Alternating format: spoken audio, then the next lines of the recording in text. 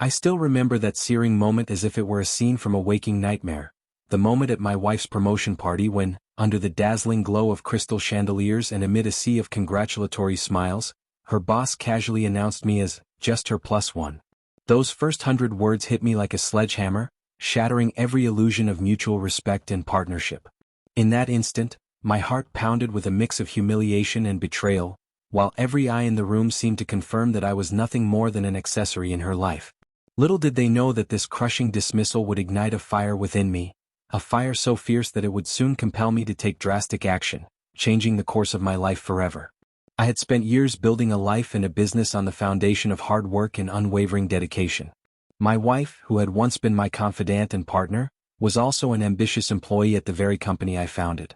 Over time, as she climbed the corporate ladder, I supported her every step, proud of her accomplishments even as I quietly bore the burden of sacrificing parts of my own identity for our shared success. Yet, that evening when her boss, an influential figure I had once respected, introduced me as nothing more than a plus one, I felt the sting of betrayal cut deeper than I ever imagined.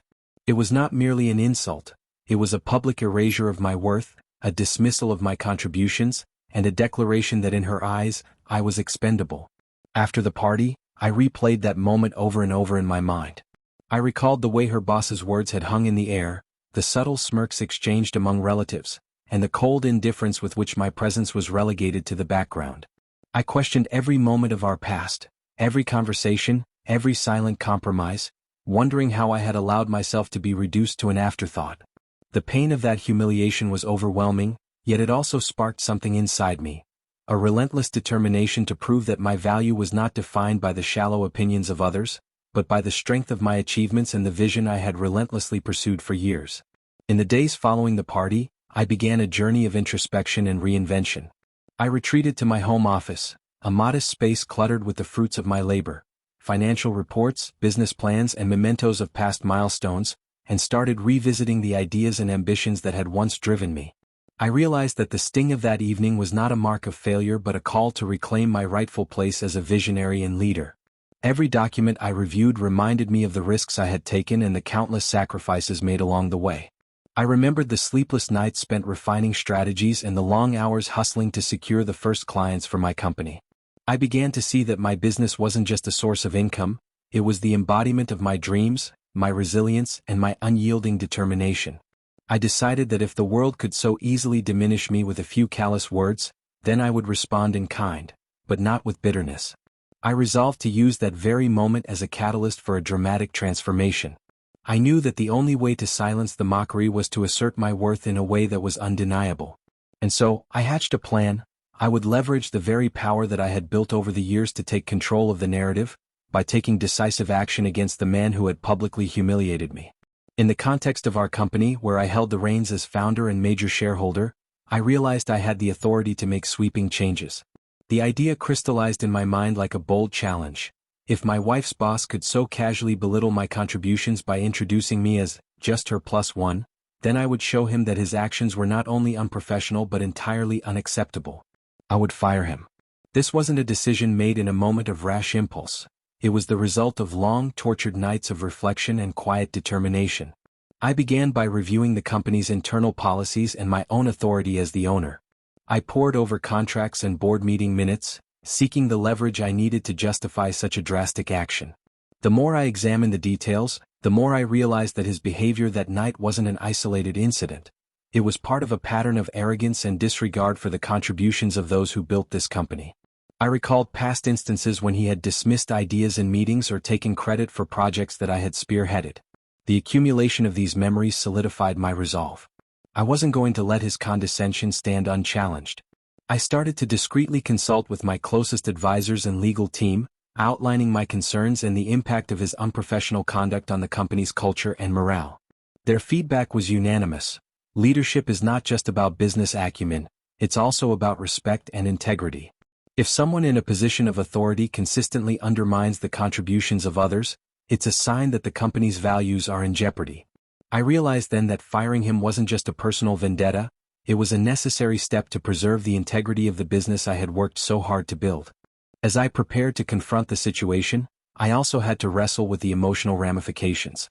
The decision to fire someone, particularly someone who had once been a respected part of our leadership team, was not taken lightly. I thought about my wife's role in all of this, how her silence at the dinner had contributed to my sense of betrayal, and how her complicity in his actions had hurt me deeply. I was filled with a mix of anger and sorrow, but more than anything, I felt a need to assert my own worth. I wanted to send a clear message that I would no longer tolerate the dismissal of my contributions, that my hard work and vision were not up for debate. I spent several days drafting a formal proposal for a board meeting, a document that detailed not only the instances of unprofessional behavior but also the negative impact on employee morale and the company's future. I gathered data, compiled testimonials from colleagues who had witnessed his behavior, and presented a well-reasoned case for his removal. Each word in that proposal was a declaration of my belief in the values of fairness, respect, and innovation. I wasn't seeking revenge, I was seeking accountability, a restructuring of leadership that would realign the company with the principles upon which it was founded. By the time the board meeting arrived, my resolve had solidified into an unbreakable determination. I entered the room with a calm yet firm demeanor, knowing that the coming discussion would not only determine the future of my business but also serve as the turning point of my personal journey. The meeting was tense.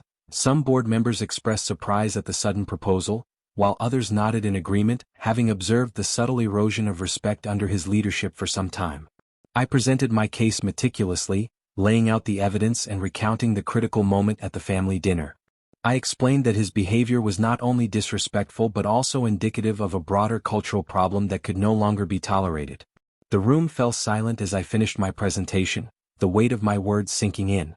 I could see the shift in the expressions of my fellow board members, a mix of remorse, understanding, and a dawning realization that something had to change. It was in that silence that I felt the culmination of my journey, a moment where every hurtful remark, every dismissive laugh, and every ounce of betrayal coalesced into a powerful call for justice. I knew then that the decision I was about to make would reverberate far beyond my personal pain. It would set a precedent for the kind of integrity and respect that I believed should be the cornerstone of any organization.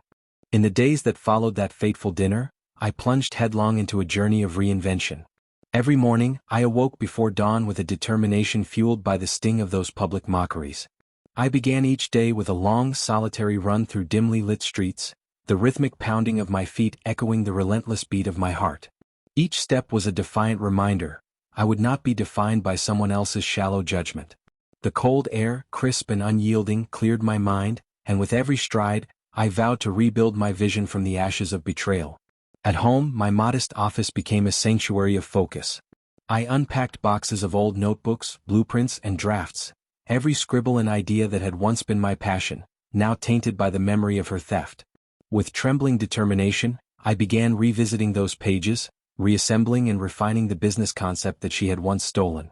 Late into the night, under the glow of a solitary desk lamp, I reimagined every detail. I questioned every assumption, rewrote strategies, and pored over market research with an intensity I'd never known. The pain of her betrayal became the crucible in which my renewed vision was forged, and every revision, every breakthrough, was a quiet act of defiance. A statement that my idea, my hard work, and my ambition were not something that could be dismissed so easily. I soon realized that this journey wasn't one I could or should take alone. I reached out to a few trusted colleagues and old mentors, people who had once recognized the promise in my ideas, and slowly, a small but dedicated team began to form around me. We met in crowded cafes and in rented co-working spaces, brainstorming in heated, passionate sessions that often stretched late into the night. Each meeting was electric with possibility as we dissected every nuance of the idea, critiqued and improved it, and mapped out a roadmap to success. The collaborative energy was contagious, and even on days when the weight of betrayal threatened to crush my spirit, the shared belief of my team rekindled my resolve. I remember one particularly grueling week when nothing seemed to work. Our initial prototype failed repeatedly during testing, and frustration hung in the air like a heavy fog. I spent endless hours in the lab, my mind racing as I analyzed every fault and error. I felt the sting of each failure as if it were a personal affront. Yet, with every setback I found new insights. We re-engineered our design, introduced innovative tweaks, and gradually the prototype began to function as intended. That breakthrough was more than just a technical success. It was a reaffirmation that perseverance, fueled by the bitter lessons of the past, could lead to triumph.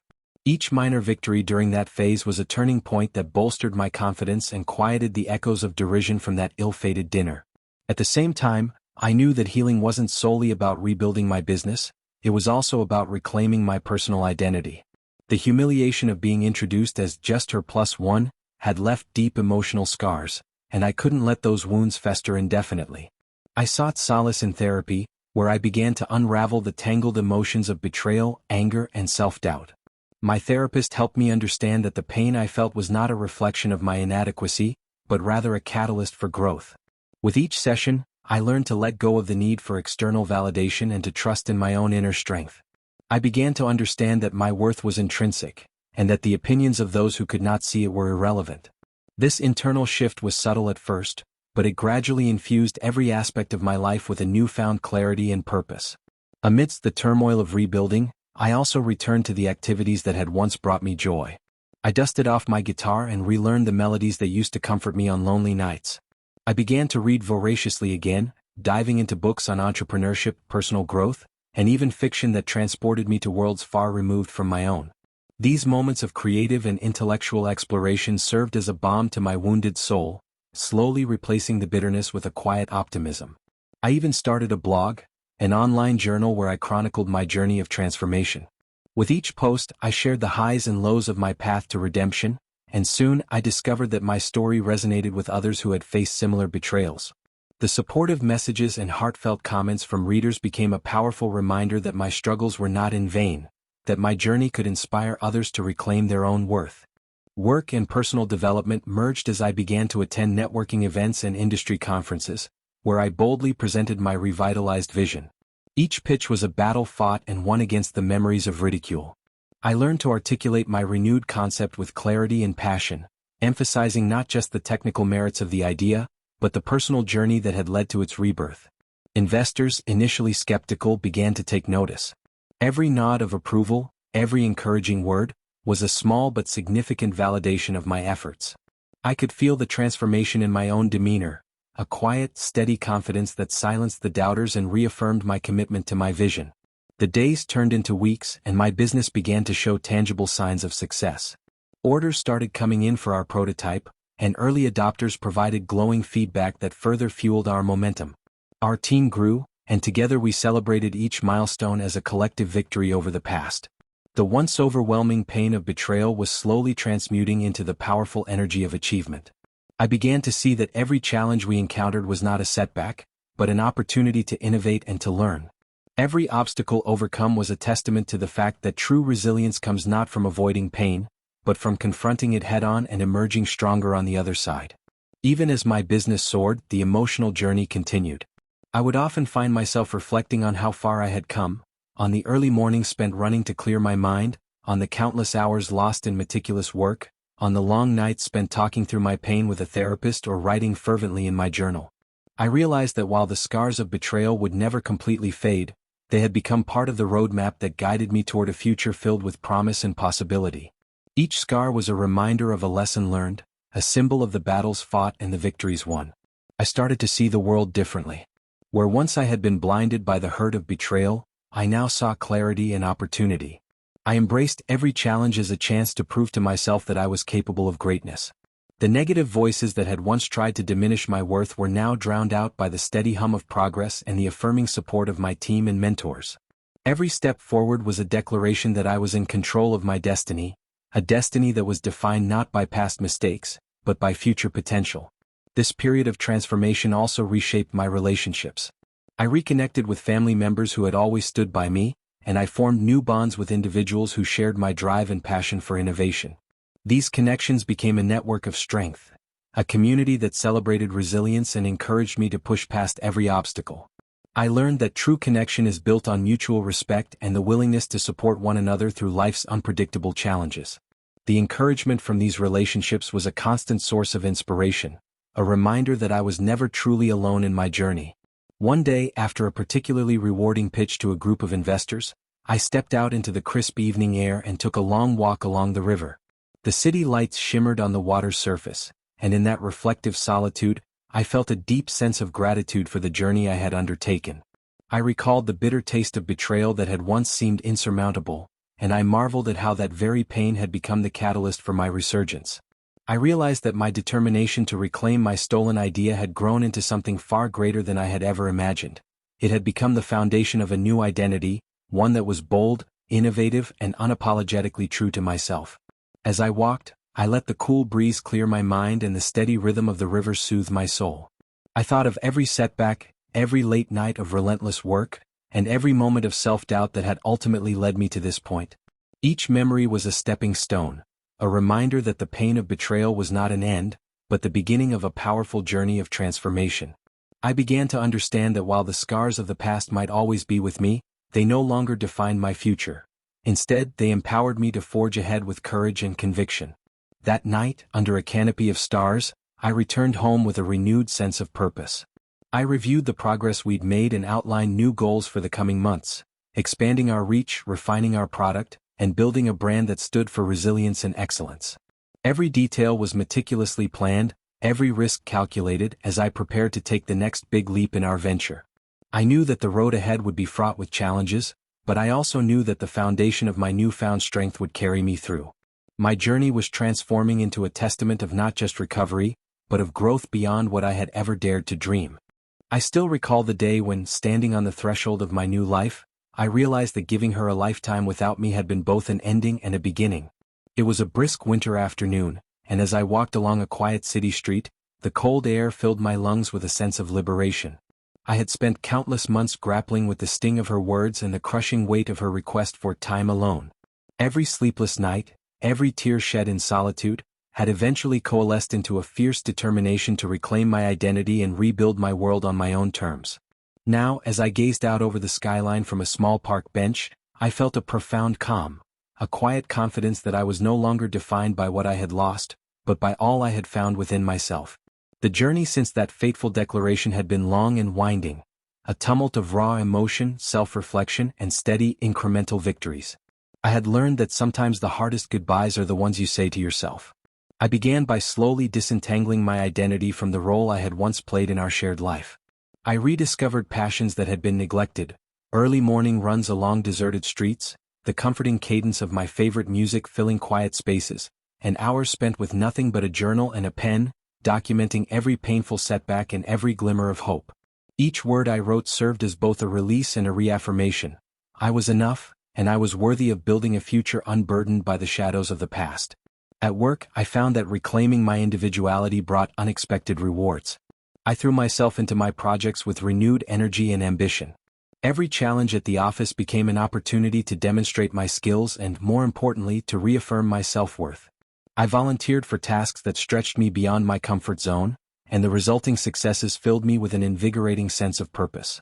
Colleagues began to see me not as the man whose heart had been broken, but as someone with vision, resilience, and a steady drive that could not be diminished by a single rejection. Each meeting, every completed project, reinforced the realization that I had the power to define my own destiny. Outside the confines of work, I embarked on a journey of personal reinvention that changed the way I related to the world. I reconnected with old friends who had always seen my true potential, and I forged new relationships with people who valued authenticity and shared a commitment to personal growth. These connections, built on trust and mutual respect, reminded me that love and friendship need not be shackled to a painful past. I learned to savor the joy of simply being present, of engaging in heartfelt conversations that celebrated the beauty of life's unpredictability. Slowly, the heavy loneliness that had once engulfed me was replaced by a lightness of being, a quiet assurance that I was capable of thriving on my own. The process of healing was neither quick nor linear. There were nights when the echo of her parting words still resounded in my mind, a faint, persistent whisper that perhaps I had failed somehow. In those moments, I would retreat to the sanctuary of my journal, pouring out every doubt and every raw emotion until, gradually, they transformed into insights and lessons. I learned that forgiveness is not about erasing the past but about liberating oneself from its chains. I came to understand that by letting go of the bitterness, I was not condoning her actions. I was simply choosing to honor my own future. Every day as I made peace with my history, I felt lighter, more capable of embracing the endless possibilities that lay ahead. One particularly transformative evening, I attended a small gathering with fellow entrepreneurs and friends. The conversation was intimate and unpretentious, an open forum where we shared not only our successes but also our struggles and scars. As I recounted my journey, from the moment she claimed she needed time alone to the gradual, painful process of rebuilding, I saw nods of understanding and eyes that shone with empathy. In that room, I realized that I was not alone in my journey of reinvention. Others had faced similar betrayals, similar moments of profound loneliness, and had emerged stronger. Their stories resonated with mine, reinforcing the idea that every heartbreak, no matter how devastating, can be transformed into a powerful narrative of growth and hope. Inspired by these connections, I began mentoring younger professionals who had experienced their own setbacks.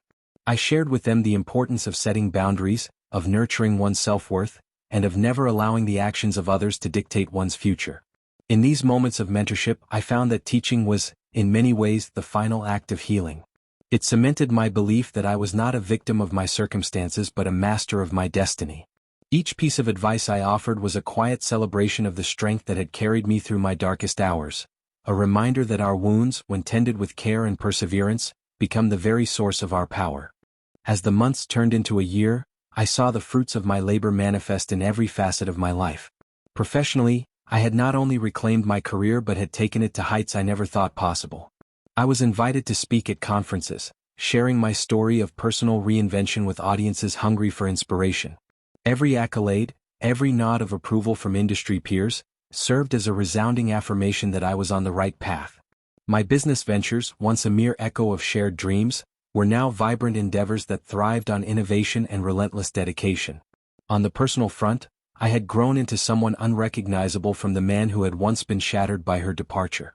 I found joy in the simple pleasures, quiet mornings spent reading, afternoons wandering through art galleries, evenings lost in the beauty of a sunset.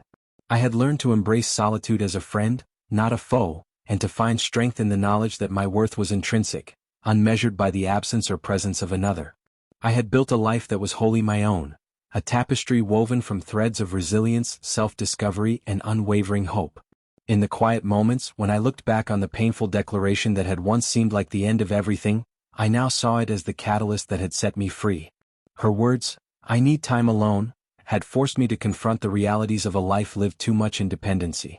I realized that in giving her a lifetime without me, I had inadvertently given myself the space to grow, to rebuild, and ultimately to thrive.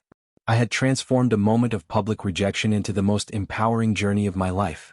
A journey that taught me that the most profound changes begin when you take control of your own destiny. Now, as I stand on the threshold of an even brighter future, I am filled with an overwhelming sense of gratitude for every twist and turn along the way. I have learned that true happiness is not about clinging to the past, but about embracing the promise of each new day. The scars of betrayal have become my silent mentors, guiding me through challenges and reminding me of the strength that lies within. I no longer seek validation from those who once tried to diminish me. I validate myself every day through the choices I make and the life I continue to build. This journey has been long and arduous, marked by moments of despair, bursts of creativity, and a steady, unyielding pursuit of self-reclamation.